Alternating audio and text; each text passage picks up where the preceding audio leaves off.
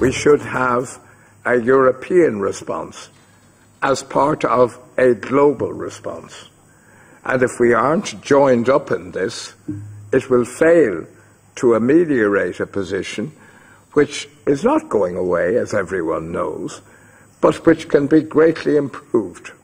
UN official Peter Sutherland urging a global response to the refugee crisis going on in both the Middle East and in Europe.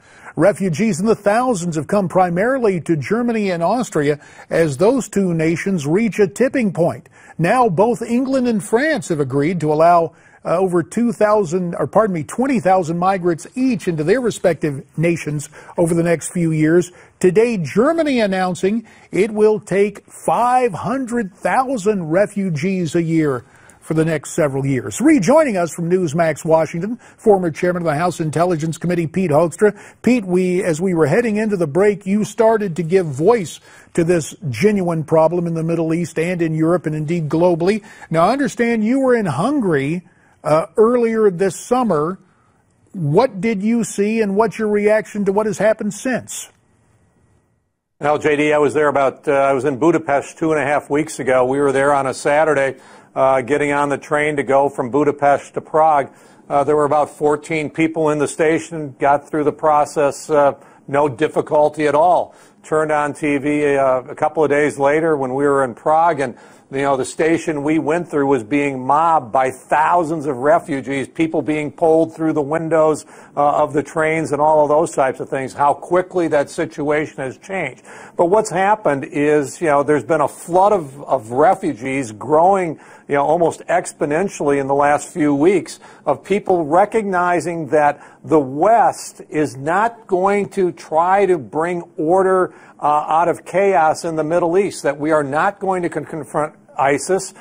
We are not going to confront Iran, one of the major troublemakers there. And so, the people are saying, wow, we're getting out while the getting is good, and we're going to go to Europe. It's going to create huge problems, I think, in Europe for the short, medium, and long term. And now you have the ironic spectacle of the UN talking about something being done to deal with the refugees, while the UN has been MIA in the midst of the rise of ISIS and the continued security concerns about Iran.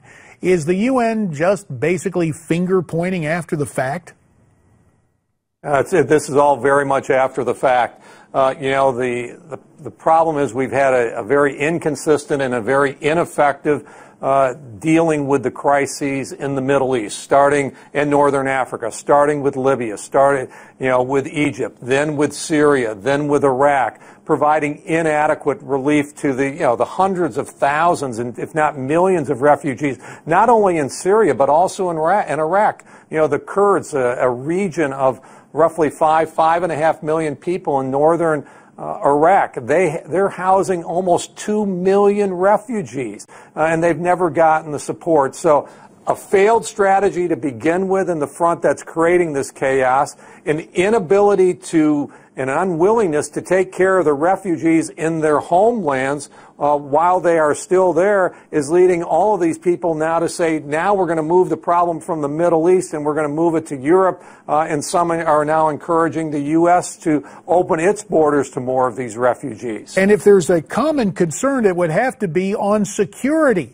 How many of these refugees will present a security risk? And do you believe that if this country welcomes in more from Syria and other places, that this administration will do adequate background checks to know exactly who might be coming into this country?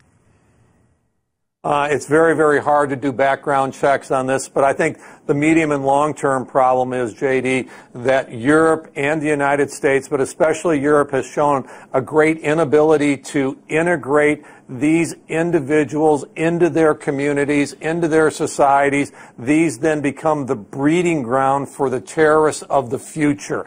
Integration, assimilation, the Europeans just aren't good at it.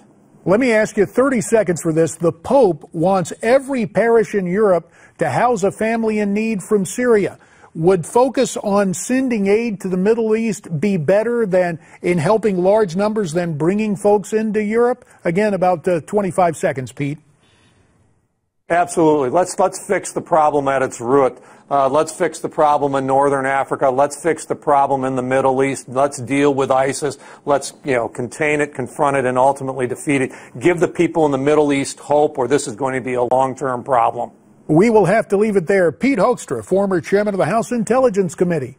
Sir, you have our thanks. Now, as you know, Dr. Ben Carson is rising in the polls, even tied with Donald Trump in some surveys. But a lot of folks don't really know Dr. Carson. There's his book, One Nation, the New York Times bestseller, where he reveals his plans should he become president. And there's a free offer for you. All you have to do is pay handling on the book. Call 1-800-655-7567 or go to newsmax.com/Ben.